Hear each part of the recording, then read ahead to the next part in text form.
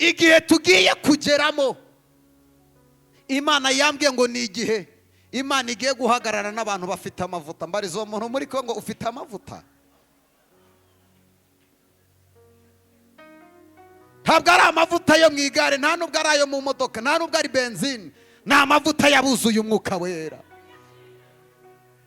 Ukeneye gutunga amavuta inkota itaragaragara. Ndebere wa muntu mu maso umubwira ngo nta nkota ugendana abantu batazi, ariko Yesu akaba yizi.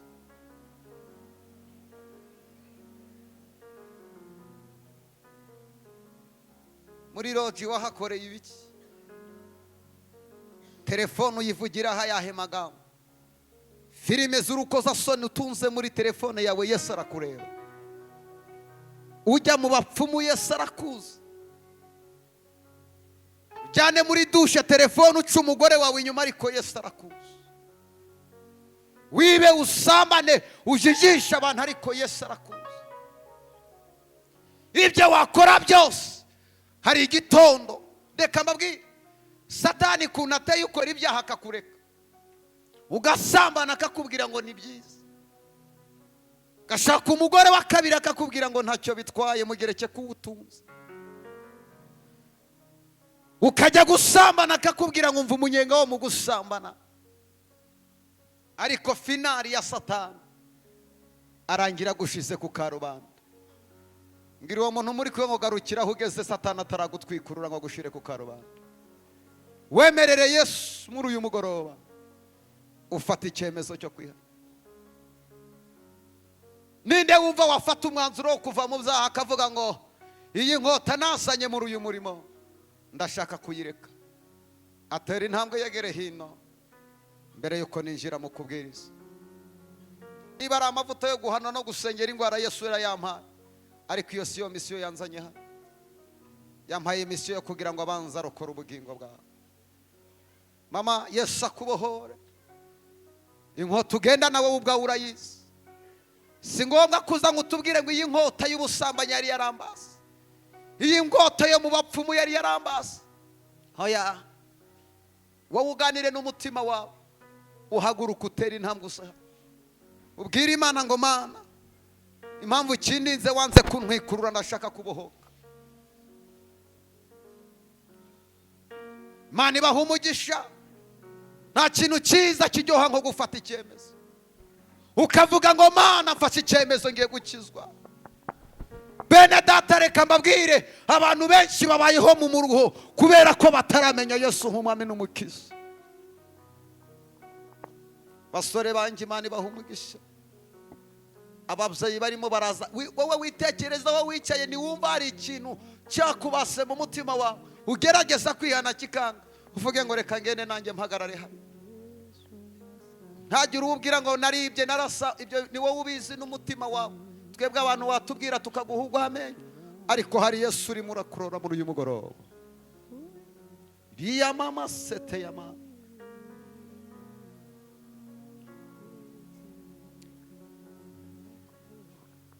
Ninjye wakwicishije, nakoze ibibi, Imana iguha umugisha rafiki yangu. ni wowe upfa. Hasigaye abantu batandatu ndi kureba barimo baragwana n'umutima. Girwa ukuntu wakozwe n'isoni, Imana ku ikumpera manywa umugisha. bakwambitse ubusa. Nawe ngwino, Imana iguha umugisha. Ukuntu wakozwe Uyu mugoroba Yesu n'isoni, yatabara ubuzima bwawe. ku manywa bakwambitse ubusa. Wari wibereye mu mutuzo, ijuru ryose Imana iguha umugisha, rigusingiza papa. ubudacya. Ukorera Imana gukizwa nta soni biteye. Wari wibereye mu mutuzo, ijuru ryose rigusingiza ubudacya. Petero yagendanye inkota imyaka 3, abigishwa bagenzi be batabizi ko agendana inkota. Uretse Yesu wenyine wari uzi ko Petero yibitseho inkota. Hari abantu tubona basenga ariko bafite inkota y'ubusambanyi. tukabona basenga ariko bafite inkota z'urwango, tukabona basenga ariko ishari barazanye naryo. Mbariza uwo muntu muri kwa inkota warayizanye cyangwa wayisize iyo waturutse?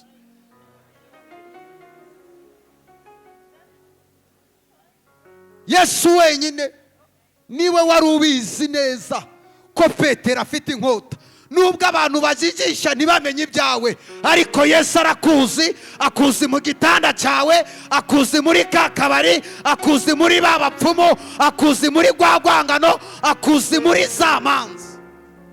Bwira uwo muntu muri ko ngo Yesu arakuzi. Yesu arakuzi.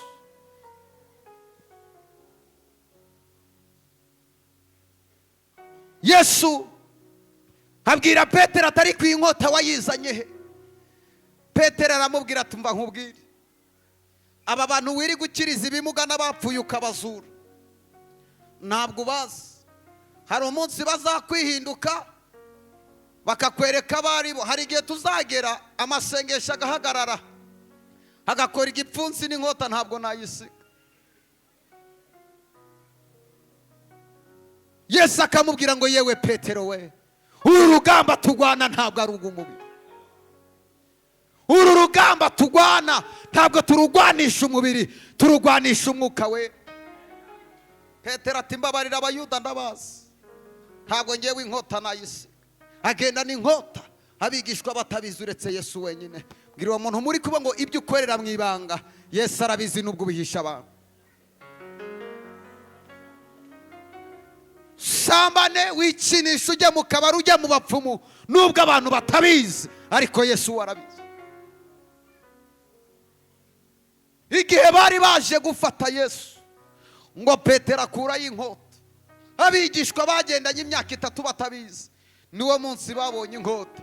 Bwira uwo muntu muri ko ngo ushaka wakizwa, kuko hari umunsi cyakizagushira ku karubanda.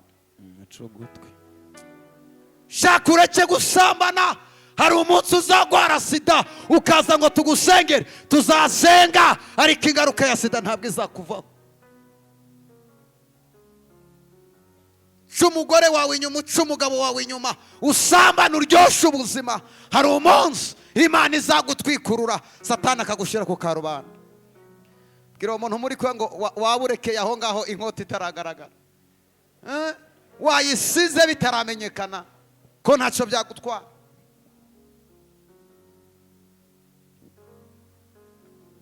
Petero ngo afata inkota akatuwa mbere ugutwi. Yesu ngo atora ugutwi agusubiza. Petero ati ndebera, ndakata amatwi wowe ugasubizaho. Wakabaye utera igipfunsi n'umugeri, wowe urasubizaho. Yesu arabirinduka abwira Petero, aramubwira ngo yewe Petero we, uru rugamba tugwana ntabwo ari urw'uyu mubiri. Iyaba ibi bintu ari iby'uyu mubiri, abakire bafite amafaranga ntibakabaye bapfa. Amahirwe Imana yaguhaye ugatega ukaza hano, mbwira uwo muntu muri ko ngo uyabyaza umusaruro, ntuyapfisha ubusa.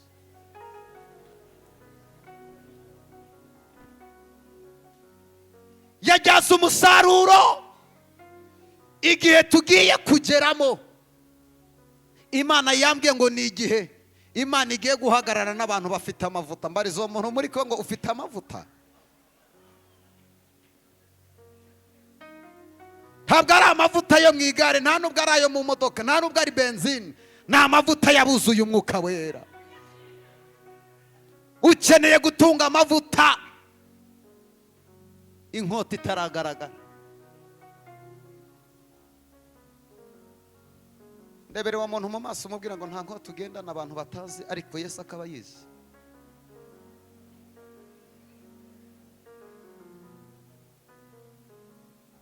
Muri roji wahakoreye ibiki? Telefone uyivugira ayahe magambo? Filime z'urukozasoni utunze muri telefone yawe Yesu arakureba. Ujya mu bapfumu Yesu arakuzi. Ujyane muri dushe telefone uca umugore wawe inyuma, ariko Yesu arakuzi. wibe usambane ujijisha abantu, ariko Yesu arakuzi. Ibyo wakora byose hari igitondo. Reka mbabwire, Satani kuntu ateye, ukora ibyaha akakureka, ugasambana akakubwira ngo ni byiza, gashaka umugore wa kabiri akakubwira ngo ntacyo bitwaye, mugereke kuwutunze, ukajya gusambana akakubwira ngo umva umunyenga wo mu gusambana. Ariko finali ya Satani arangira gushize ku karubanda. Ngira uwo muntu muri kwe ngo garukiraho ugeze Satani ataragutwikurura ngo gushire ku karubanda. Wemerere Yesu muri uyu mugoroba, ufata icyemezo cyo kwihana. Ninde wumva wafata umwanzuro wo kuva mu byaha akavuga ngo iyi nkota nasanye muri uyu murimo ndashaka kuyireka, atera intambwe yegere hino mbere yuko ninjira mu kubwiriza.